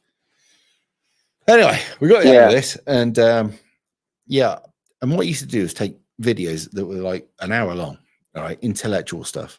And I'm not an intellectual. Because I said to him when I started, I was doing YouTube videos. And not YouTube, I was doing Facebook, just like a fuck up Friday. I was taking the piss. So I said to him, I said, what do you want me to do? He went, I want you to do politics. I went, what the fuck do I know about politics? He went, I'll teach you. I went, oh, dear God. So what you do is you take an hour-long video that was massively intelligent and explain it to me in 15 minutes. And I'd suck it up quickly while I was driving the truck and went, shut up, fuck off. And I put it into 5 minutes, right? And that was how we did it. And I've made back up with Glyn and Glyn's back on the scene now. So, but I think Glyn's now looking at me going, I'm not sure I've got anything to tell you anymore. But hopefully I'll get some out of it. But yeah. You've done well there then. Well, I've decided to measure life in a different way. If I'm okay with me and I'm doing the right thing, then I'm good. Because I worked out that we used to measure each other against and see if we could do better than each other. But we come from nothing. Well, I've never been one for looking at anybody else and what they've got. I look at what I've got, and that's it. That's important to me. And I think if you're doing 60 hours a week work, you should be able to buy your own house and have a car and be able to eat. You shouldn't be able. But we you used shouldn't to have to have be that. doing 90 plus hours a week. We used to have that, right? But you need to look into a thing called the Century of Self. It's on YouTube. This will really change your way of life because it explains how they worked out that in the old days that one man could go to work, have a family, afford a house, and buy a car possibly, right? With not a massive job, right? And they'd worked out that this would have been the 60s, stroke 70s. They worked out that this is not working that well because these people aren't working so hard. We need to get them to work more for less. So if you house prices go up, wages come down. Well, they did it in America with the feminist movement. Now, if you think the feminist movement was to look after women, you must be mad. It No, was got 'em into dreamed up. work, though. It was dreamed up by Sigmund Freud's nephew. All right. Now, Sigmund Freud's nephew worked out that if you could trick the women into thinking that working was vogue and they were independent, bearing in mind they used to be under the boot of their husband, they would do it. I mean, they got, because at the time, only men would smoke. And they went, well, we've got this. How do we improve? So they got 4 or 5 of the most famous women at the time on camera, because it was like that. And they had them light up at the same time. Overnight, they doubled the amount of people that smoked. So they worked out that they'd use psychology, right? So imagine this, right? They've told the women that, do you want to stay under the boot of that man, or do you want to provide for yourself? You might not earn so much, but at least you're bringing money in. Off they went, right? Yeah, strong, independent women. Exactly that. Now, how many people had a car that worked? Now, in the old days, they wouldn't buy a new car. So they had to work out how we're going to get somebody to replace something that's working, bearing in mind that their entire generation, their family's generation, was made to amend. So they sold it to them that this is the vehicle that you deserve. You deserve. So off they went. And they started to shift more vehicles. And then they could sell washing machines. Your wife deserves it. It's quite incidental. The wife, like, you don't do any washing. Well, he didn't, obviously. So, yeah, interesting times. But look up the century itself. And, but yeah, the whole system was rigged against us. So that I think it's still rigged, isn't it? Unfortunately. Well, here's another thing. What you do is, after you get the woman to think that the man's looking down at you and you get her to work and earn her money, right? You then tell her that he doesn't respect her, right? And you push feminism. At some point, she gets the and decides she can do better. Doesn't work out, not all the time anyway, but she tries. Right? So you and then she wants a man worth 6 figures. She divides them to. Anyway, so you get man and woman, right? Both of them got a separate house. So you have 2 taxable houses, 2 lots of income, lots of gas bills, lots of electric bills, right? And all the rest of it. So you've managed to expand the amount of money as a corporation that you can make, right? So what, divide and conquer, isn't it? Exactly that. The power companies get it, the electric companies, the gas companies, the water, the sewage, right? Now, they're now out shopping. Now, so what you do is you put half of them hung up on the benefit system, right? Yeah. You see where I'm going here. Anyway. Yeah. There it is. And then what you do is you completely break down the fabric of that society while you're importing a fabric of society that won't listen to you and doesn't trust you because they think you're a bunch of cunts. Well, at my age, 27, I've got, say, about 6 solid mates that I went to school with, and 2 of them own their own house out of 6. Right. And it's just, we should all, right, you're nearly 30. You should be in your own house, surely, by now. And they all work. Look, you should be, but this is the way it's made, right? It's not your fault. It's not like you haven't worked hard enough, right? Please understand. No, but the older generation does make you feel like, oh, you're a bunch of lazy fuck cunts. off. Our generation had it right. No. The older generation could buy a house for £6,000. You couldn't buy a house with that deposit, could you? No.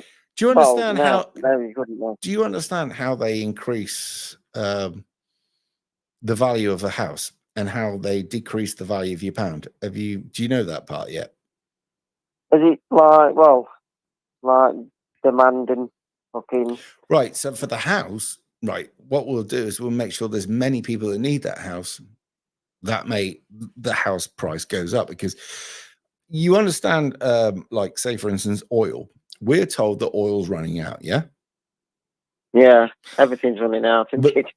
But the truth of it is, it isn't. But when I'm telling you that there's very little of it, it puts the price of it up, right?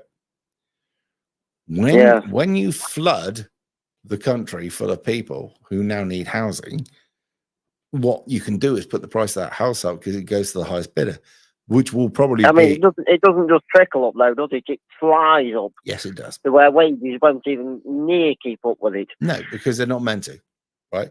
Because what's happening is they want to make sure that none of you own your own property, and the only property that's owned is either by massive corporations that play the game or the government, right?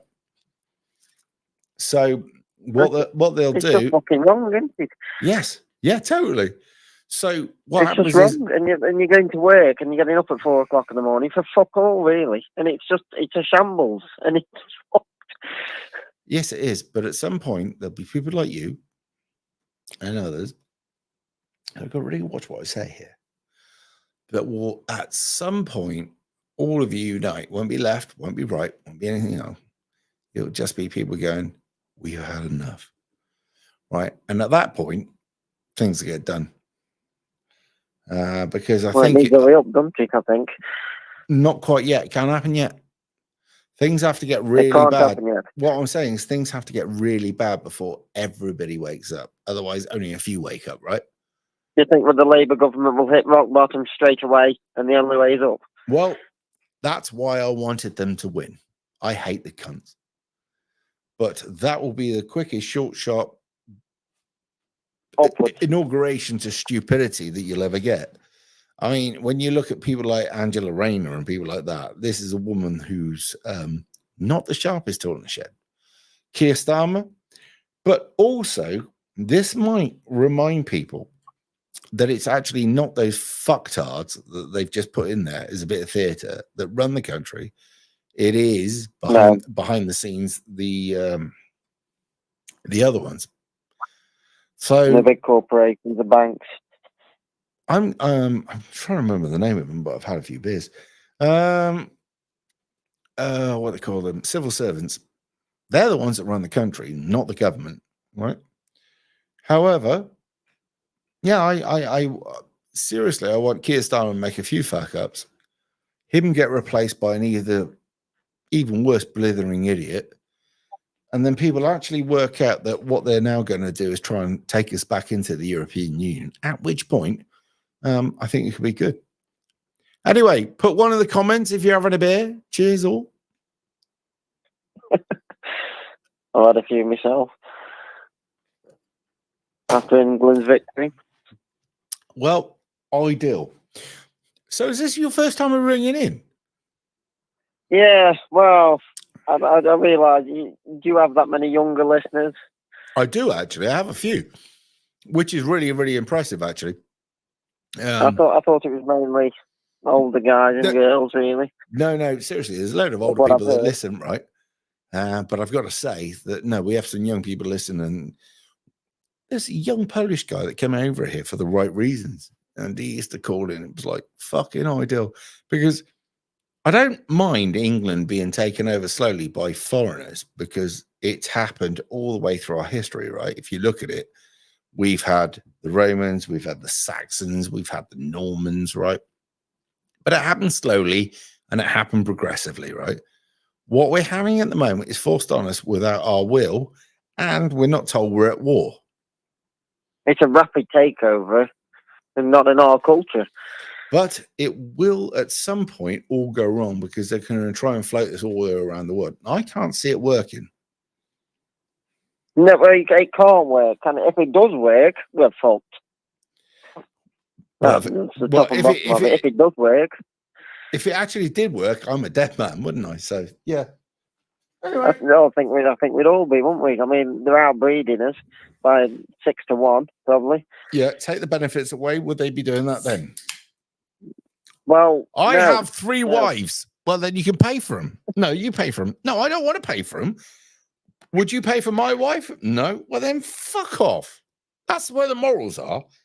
Let's be honest about this, and I'm going to be a cunt, right? If you would look after me when I'm fucked, then I would look after you when you're fucked. But the very fact you've come over here... I understand.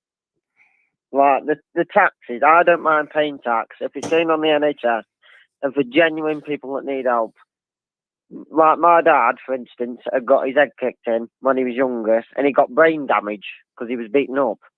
So he's been fucked, and he couldn't work for 20 years. But he used to work, and he was like manager of a firm. Was he and a my mod? mum's got emphysema. Was he a mod So I or a don't mind rocker? fucking... Sorry? Was he a mod or a rocker? I think he was more of a rocker. You see, that's the thing, right? Back in the day, they used to think it was an honest kick-in, but it wasn't an honest kick-in when it put somebody on their fucking back for 20 fucking years. No. Yeah, so all these order blokes, we used to fight with fists. He's like, well, yeah, well, that happened to me dad. But when there's 3-on-1, it's not, doesn't matter, does it? No, but that's how it used to be. But I have to say, and I'm really sorry that happened to your dad. But I don't mind paying for folk like that. No, I don't mind do I, the money right? going on that. What I'm trying to say is that the kick-ins in the old days didn't used to produce people that bad, because people many of the time knew how much to kick. This sounds really bad, but in the old days we used to fight, right? We used to not fuck out of each other, right? Tell me in the comment, put one if we understood how far to go, right? Because I used to, it was like, no, he's had enough, right? When someone's on the floor, you hit some cunt. The moment they went down, it was like, nope, that's that. No. If they started working like getting up again, you're like, fuck it, I'm not going to get a whack, have one more, right? But no, generally speaking, you wouldn't put the boot into somebody, right? Unless they were a massive that's threat. what happened, like. No, I agree. It would have happened, but I'm guessing your old man was a bit hard. Well, I don't know. Obviously not. He didn't win, so. No. Listen, you don't win against 3 people unless you're Bruce fucking Hard Lee. All right.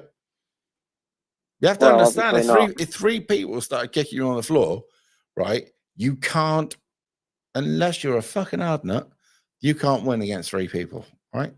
No. But I don't mind the benefits going to folk like that. But it's people that like claim they've got a bad back and they've never worked. And it's just, I've got mental health issues and I can't get out of bed in them. That's the people. It's sucking the country dry, isn't it? But do you think that when the benefit system collapses, they would change their outlook? I don't know. I couldn't tell you. Let me tell you this. The generally ill will stay generally ill, and the generally skiving will, if they get no money, get the job. All of a sudden, there he is. Hi, Rick. Rick Yem. I don't know if you've ever watched this, right? I like the cunt, right? He used to be on Ice Road Truckers. He was one of the drivers on there, and he was there over at the Canadian protest when they shut down the place. So, Rick, I've got to get in touch with you at some point. Hopefully when I'm not pissed like now. But anyway, yeah, I would say if there was 3 people that kicked your dad around, he was hard. Sorry, mate. And well, you never know, do you? No, I'm pretty sure of it. You don't get 3 people put the boot into somebody if he's a wimp, right? That's the way it works. Well, they could be wimps themselves. You never know. That's normally there the might way, have been, but generally speaking, right? In my history of working doors and just whatever, yep. Well, fair play to your put dad. Someone down, you leave them down, wouldn't you? Well, that's the normality of it, right?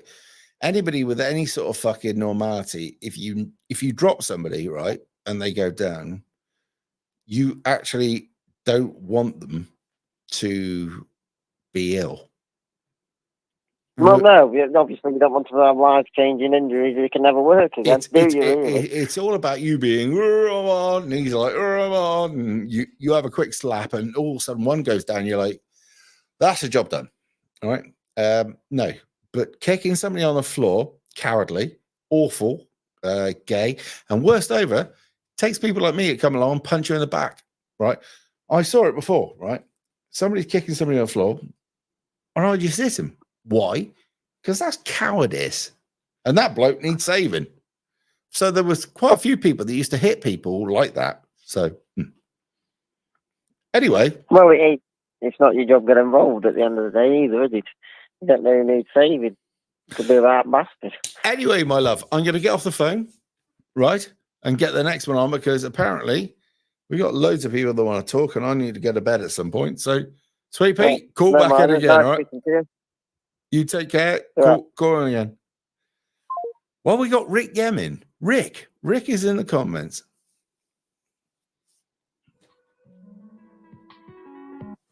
Hello. Hello. Hello. How you doing? Is that Simon? No, it's 14 other people that look like him and sound like him. Hello. Hello. Are you all right? Yeah, I'm fine, man. You? Yeah, not too bad. How are you?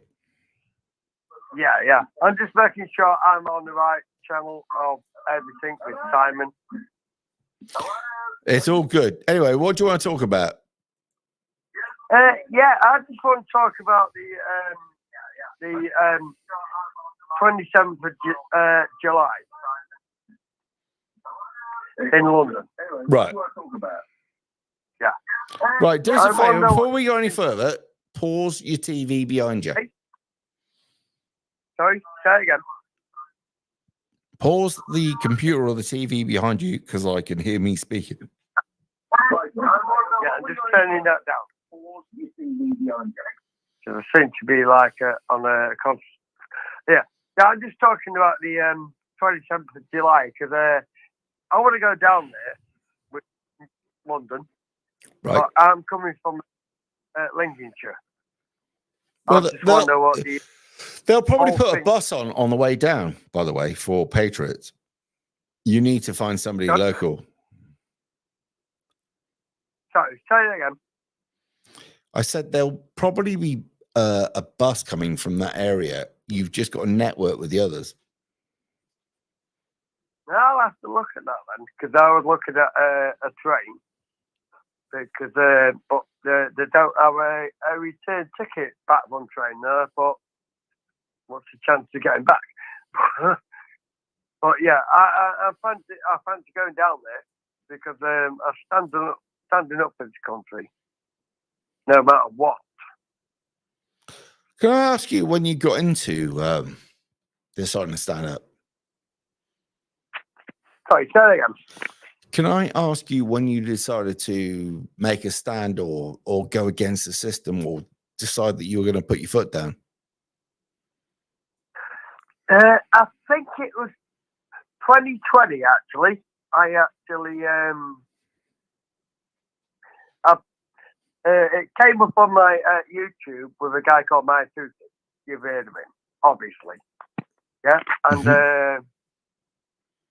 because I thought I was the only patriot that still stood alive. Yeah, that was basically it. I thought I was the only patriot that stood alive, and all of a sudden he came along, and then I found it's thousands of us. But yeah, I do need to. So I do want to go down to London to make a stand. Can I ask you what led you to me? Sorry? Well, you met my Tuesday first. What led you to me? I'm guessing it's an algorithm from a guy called your mate, actually, called past 49, 45. Yep, 49. Yeah. And to be honest, I didn't actually click on you as subscribe or watch because I was getting mistaken with you with a guy in a van or man in a van, man in a white van. White van man. So white van man is to the left. Sorry? White van man, and I've spoken to him, is to the left. He's a left-wing lad. Yeah, I was getting mixed up because when I was talking to, well, sorry, not talking to, when I was listening to my Tuesday, that's when I started seeing things for what it is. if you know what I mean. I had the government blinkers taken off my eyes. I could see the world for what it is. You know, there's a lot of things I can actually say of what made me realise about the world of what it is on the BBC and everything. So, do you believe all the YouTubers that talk stuff, or do you think that some of them might be wrong? I believe in a lot of YouTubers. Yeah, I'm not saying I'm saying that a YouTuber can say anything they want and I believe it. Yeah, but I can honestly believe. Yeah, like you, Paz, there's a guy called the Angry Bootneck. Yep. Yeah, a lot of people I can actually start to think. So, do you know what the difference is between me and you? Sorry? Do you know what the difference is between me and you? Well, you got a voice, I haven't. That's it. All I started doing was just talking what I was thinking. Yeah. That's it. You got a voice. No, it started from I didn't get a hop up or anything, right? I started from 10 subscribers, then it went to 15, then it went to 20. And I worked my way up from there. So I've got to where I am by not being a liar, not being a charlatan or whatever. Many others come on and whatever. But the only difference between me and you, mate, is I just put a video out. You think it, and you might want to start doing it. Just a thought. Yeah. Yeah, exactly. You know, it's getting the voice out there, isn't it? It's getting the voice out there. Well, if we were all doing it, right, because in the beginning, nobody wants to do it, right? And I didn't give a fuck, right? And I still don't. But a lot more people are coming to the point of going, this is not right, and they want to stand up, right? So if they all did it, that would make a difference. I'm from Grimsby, right? I'm going to be honest, right? Couldn't be really saying that on your channel, but I'm from Grimsby, right? And I walked into Grimsby today, and I see what looked to me like people arguing, foreigners arguing with homeless British people, right? And as I walked up there, I've got a Union flag hat on, yeah, red, white, and blue colours on me, yeah, and I'm thinking, what the fuck is going on here? Yeah, and this is straight after a different, Keir Starmer took over, yeah, different parliament took over. Mm-hmm. And I was thinking, what the fuck is going on here? Well, I'll tell you what we're going to do. We're going to move on, get the next caller on, and we're going to let you have a little breath. Is that all right? Yeah, that's fine, mate. Right, call in again. Make sure you do. Yeah, I will do. Love you lots. See you in a bit. Well, Rick, if you can find a way of calling in via fucking, what's his name, I'll be interested. See how it's going. But it's nice to have you here. Although... fridge and microwave. Hello, fridge and microwave. Hello, mate. How are you? Not too bad. We'll have to make this a quick one because I'm trying to get Rick on. So, yeah, okay, mate. Nice to hear it again. How was things with you? I've got my eyes back so I can apply for HTV, but from what you were saying, I don't think it's worth it at the moment. Trying to get a security job, but this job's bloody unreal. How's Dave the plant? He's fucking huge. What I did, right, and I should probably work this one out, but it's nice to see you again, mate. Anyway, he's massive. He's absolutely fucking biblically huge, right? And what it was, he was so leaning out the window that I turned him around. I'll try and get a show. That's all right, mate. No, it's nice to see you anyway. Look at the size of the cunt, right? Now, if I get next to him, 1 second.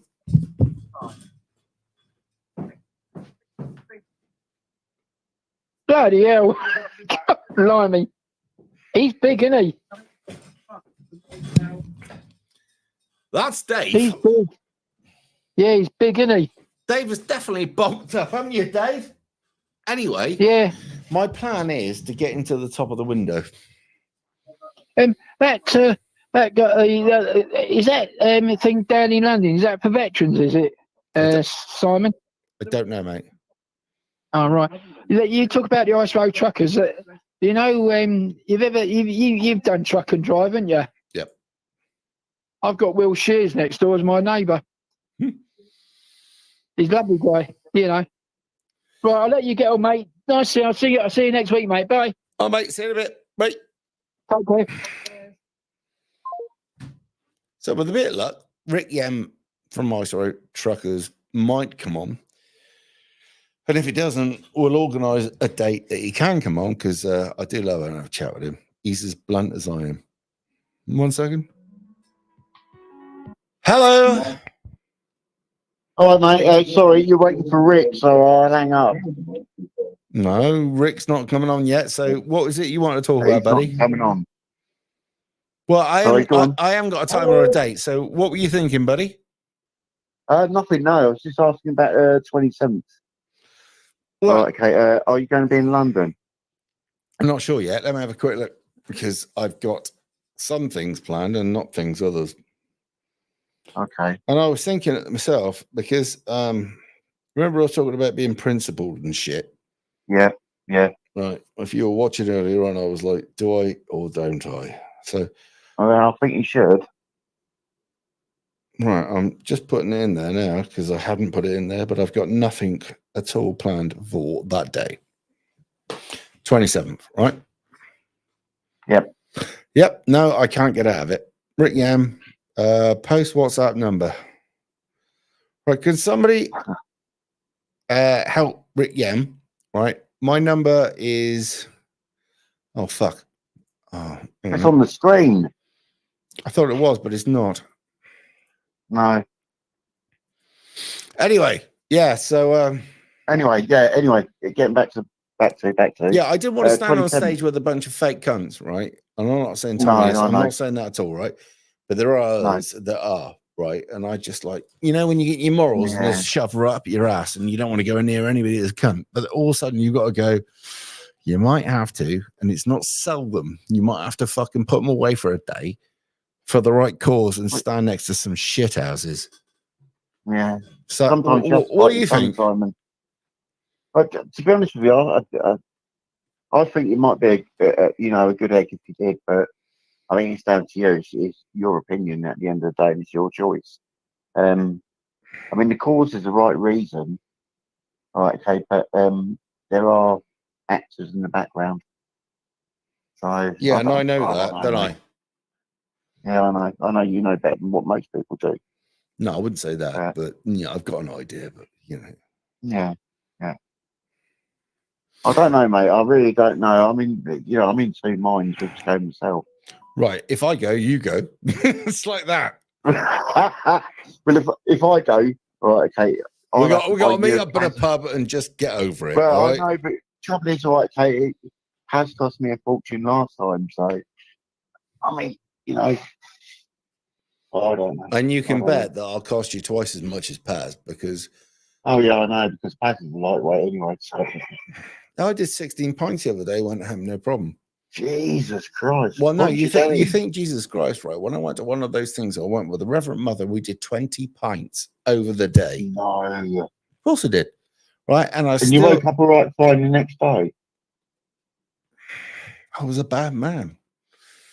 What did I say? I was a bad man. I had a bad fucking drink problem, but it wasn't that bad, because I wouldn't drink all week, but I could drink on a Friday night, if needed, 20 pints.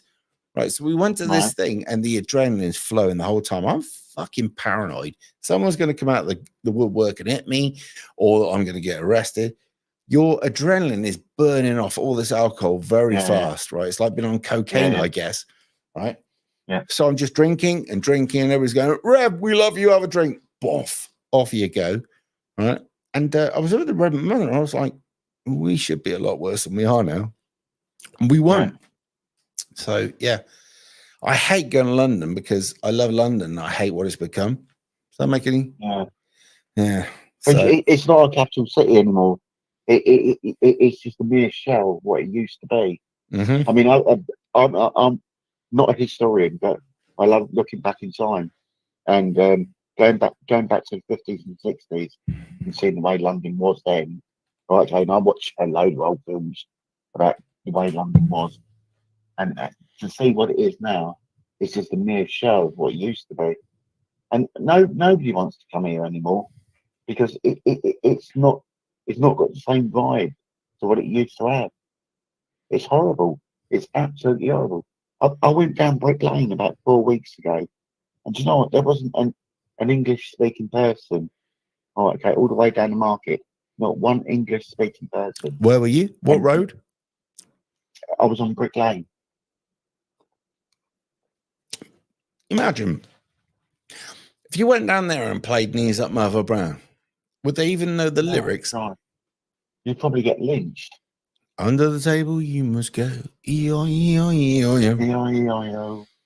If I hit you, and I'll cut you off for all. My parents were Londoners, and like, I mean, you know, they moved out of London when I was 14 years old, and we used to live on Tooting Broadway, and I mean, I remember Dad being a market trader.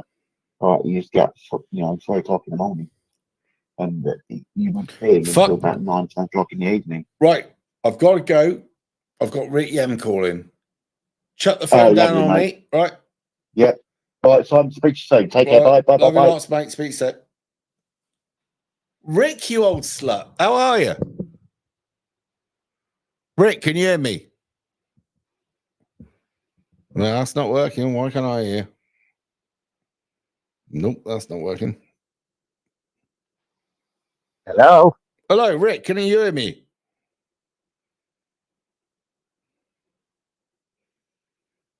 I'm going to be called to come back, no matter what.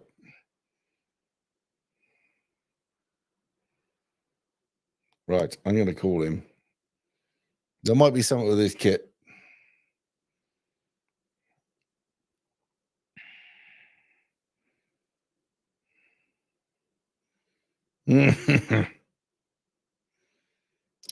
Done.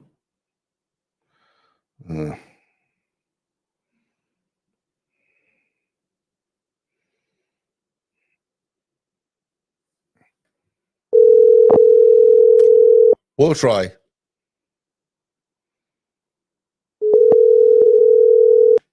Hello. Hello, Rick. How you doing? Good, man. How are you? Oh, one day at a time.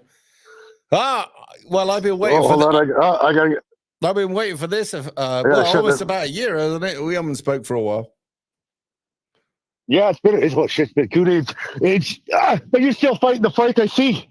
Yeah, I do a bit, How are you? Yeah. I'm all right. I got a scare this week. Ended up in the fucking hospital with I think something went on with my heart. Really? Mm-hmm. So what's the matter with you? First ride in an ambulance. All right, they haven't figured it out yet. You haven't had that vax, have you? No, fuck no. I know what my problem was, right? So you haven't had the vax, and you've had a bad heart. What was that? Fucking stress? I don't like what. Well, it might have been stress. I'm not sure, but I couldn't breathe. My fucking heart felt like it was coming out of my chest. I went down. I couldn't get up. Shit. So I ended up 911 and fucking off I went. And I was down at the hospital. My fucking blood pressure was perfect. I just had an elevated heart rate. And they couldn't figure out what the hell happened to me. Rick. So I got to go in for some stress tests on my ticker there. And I'm just waiting on that now because our healthcare system's a fucking shit. Yeah, well, it's not going to get any better, Rick. I reckon, right, you know more than the rest of them, and you're stressed by what you know. Well, yes, and that's a lot to do with it. Yeah, I think that's massive amount. I hate that. I hate this platform because I don't want to get you in trouble. Yeah, don't worry about it. I don't give a fuck anymore. But anyway, I went back on the Well, they demonetized you.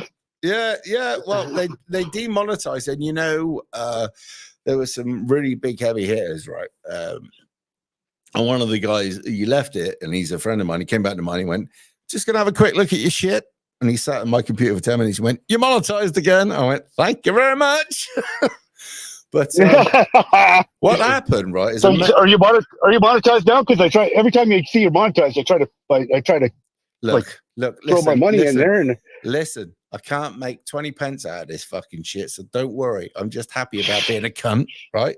Now, anyway. Oh yeah, no, that's why I'm here. I need your help. So yeah, the truth of it is, like, I don't want to make money out of this. Fuck that. What do you want to make money out of the? Well, I want you misery. I'd much rather see you out. I'd much rather see you outside that lorry doing what you do here, because this is much more important than driving a truck. Yeah, that's an opinion. I got to pay the bills, Well, that's why I say. That's why I give my money in where I can. Mate, yeah, it's only a matter of time, innit? You know what I mean? Things are gonna get worse, and I mean, and if anybody's thinking it isn't worldwide. The exact same shit is happening here. Every single fucking thing every single thing is happening here. Yep, it's exactly the same. Well, it's nice for us because you guys are getting it first. We see what's coming, and it comes. Everything that's happened to you has happened to us. You know, I'm trying to work out who's first, you or me, right? And I because I see Trudeau being a complete cunt, but there are differences, right? Yeah, like some stuff he'll come out first, then you guys get it, but most of the time the stuff comes to you guys first. Yeah, so like with me having friends over there, I get the inside track, right? Like you have more rights than me, or you had me. Yeah, because that's the way for years we've always because that was the way it was made, right? And they're taking yours away, and it was like, well, we should be a fucking timeline for you kids. You know what I mean? But that's what I mean. Everything, like, you guys were overtaxed before we were. Now we're just starting to get a taste of it. Like, we were always taxed, but not 60 fucking %. Like it's unbelievable. Like, now, I'll tell you, right? Do you know how much a pound is worth? It used to be about $2.50 Canadian dollar. Right. Okay. So at the moment, for every pound, I'm getting paid £14 an hour. Just 2.5 times that is what you get in Canada, that exact same wage. Now, if I want to give up lorry driving and go over to driving, say, for instance, a dumper on a building site or a tractor, I'm going to 22 to 25 pounds an hour, right? That's exactly the same here. That's why I stick to the equipment operating, right? Like I only drove in the winter time because there's no money in trucking. Because I'm trying to think to myself, why am I staying here? You know what I mean? I mean, there's no money in this fucking shit. Why bother, right? So, and I don't want to leave my friends behind, and I don't want to cheat on anybody, or if you know it is, right? But I'm thinking, I've got to make some money here, right? What I do at the moment doesn't make money. Anything I do doesn't make money, right? YouTube doesn't, because of, well, at the end of the day, you say the wrong things, aren't you? Right? Views, right? So, your views. And I've got to work, and I went, right, I remember I got kicked out of these jobs, which cost me between £25 an hour and £22 or £19 an hour because of my political views, and I have to work for this guy, right? So I've been looking around and going, yeah, I might go over and change jobs, change career, go to that stuff. Yeah. I don't want to, but I'm kind of at the point going, well, we're struggling a bit here. I live from week to week. I don't know about you. It's just, well, it never used to be the same here. I used to make good money. Now I make a little below average. Like I was middle class. Now I'm working poor. Like they've taxed us so fucking bad that I'm barely making it. And we're at the point now where there's a chance we can lose our fucking home. I make good money. I run a gravel pit. I make great money. Do you know? Well, it was great money. No, I'm not. When you said you were middle class, I was shocked. Just shocked. I was like, how would a lorry driver be middle class? But when you go back, I'm not a lorry driver. Yeah, but when you go back to, say, for instance, the 80s, driving a lorry in UK These people earn twice what we're earning now. They flooded the market with low talent Mm-hmm. drivers. Is what they did here to drive our dollar down. Right, 25 years, 30 years ago, I was making the same amount trucking as what I would do right now. Yep. Like, right, it hasn't changed a bit. Which is why I love lorries. I love the whole thing, but I'm not going to get taken up the ass. I'm like, fuck you. That's what got me out of the truck. I will do something else that earns more money, and I might hate it, but it's principle. Well, you got to live, right? And like they say, if you're doing something you love, you're not working. Well, yeah, but if you're not paying your bills, you're not living. Exactly that. I was like, oh, fucking great. I've driven a lorry for a fucking full week and I can't pay my bills. Excrement. Yeah, but I smiled. yeah, we're buzzing.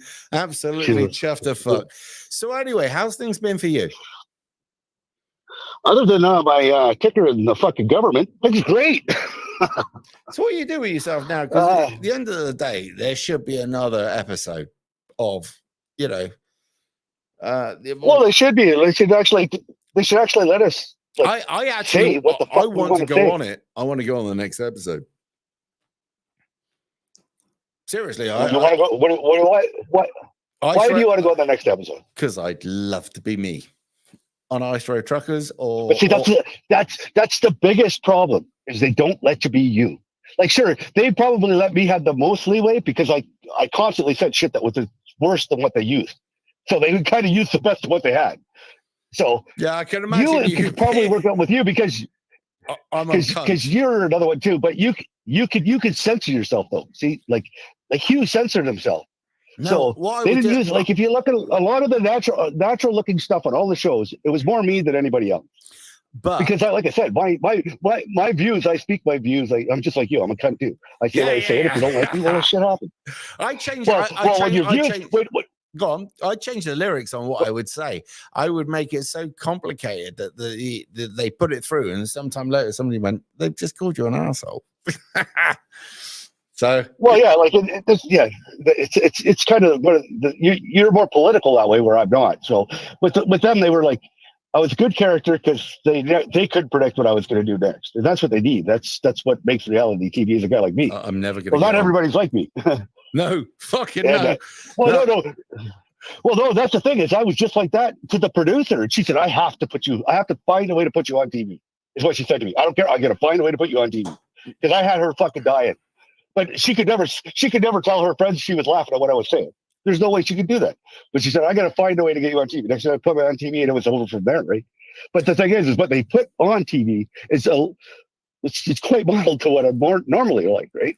I've got to be honest. I don't care who is listening right now because that's who I am. I just don't care. I don't have enough time. I don't have time in my life to care what somebody else thinks. Shit, I do what I do. Right. So anybody who's watching now who doesn't understand, right? There was a series called Ice Road Truckers. It was massive, right? I think the Americans aired it, but what it was Canadians in vehicles that were prepared to go over ice. This lake froze up. And I think it was 3 months of the year that it was frozen, wasn't it? Yeah. 3 months the season's open. And it was the worst weather in the world. And these poor bastards have to put fucking chains on the wheels and all sorts of stuff, and it'd be minus whatever. No.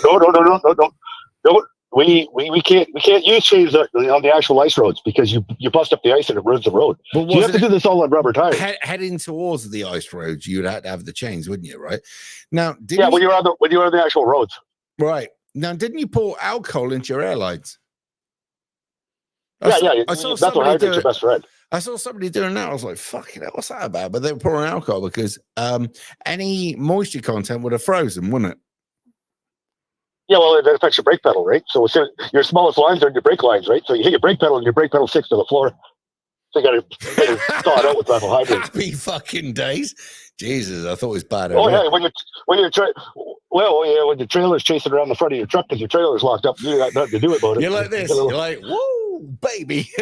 Go around. Just smash your foot on the gas and hope for the best. Yeah. Try and pull it straight. Well, yeah, I'll give you right. Yeah. Yeah, done that a couple of times. Then you go over, you pop the hood, you crack your main airline off, you dump a bunch of methyl hydrate on it, crank it back on, she'll eventually blow through, and then you go again. So We take our wet tanks on our wet tanks on our trucks. We fill them half full of methyl hydrate before we take off. Can I ask you a question, right? So I've bought a car, probably a bad idea, right? Now, this thing's nearly 400 brake horsepower, but it has an open diff. Who does that? Who fucking sells a car when it was 300 brake horsepower? It was 300 brake horsepower when we got it. Everybody. But go on. Yeah, well, if they lock that diff up, people will just crash because nobody knows how to drive. That's why they put the open diff in it. I'm gonna have to get it changed, mate. It is the most lethal fucking thing I've ever driven, and all it wants to shoot you. What do you got? What do you got? It's a BMW 335i convertible twin turbo stage 1. Oh, it's a fucking my car. I love it. I love it. This cunt wants to eat the hedge. He wants to take out everything around you. It's like a Tasmanian devil on speed. And it's great because as soon as you put your foot down, it's trying to change your spleen, right? But we haven't finished yet. I want to get stage 2. Yeah, well, you gotta lock that diff up. Yeah, because it's dangerous. You can do it how we would do it here, but you wouldn't like it. No, I'd probably just lock that diff up and then you're good to go. I've got to be honest, it doesn't do a lot of mileage, so I probably like it. You know what I mean? Solid. Yeah. But anyway, I've spoke to everybody I know and they went, it's a fucking, and I've let them drive it. And these people, they've got 1,000cc Kawasaki's that have got 185 brake horsepower to the rear wheel, right? All this kind of shit. They've got in it and they're going, that car's fucking lethal. And I'm like, yeah, I know it is, right? So we're trying to wait till you throw anti-lag. Wait till you throw anti-lag on that bitch. That'll take that fucking thing to a whole new level. Mate, I've got to get that. Anti-lag is your best friend. I need an LSD because at the moment, what happens, right, is, you know, when you try to accelerate and it's going for it, right, it's holding you back and you think it's a fuel pump. No, it's the LSD or the traction control.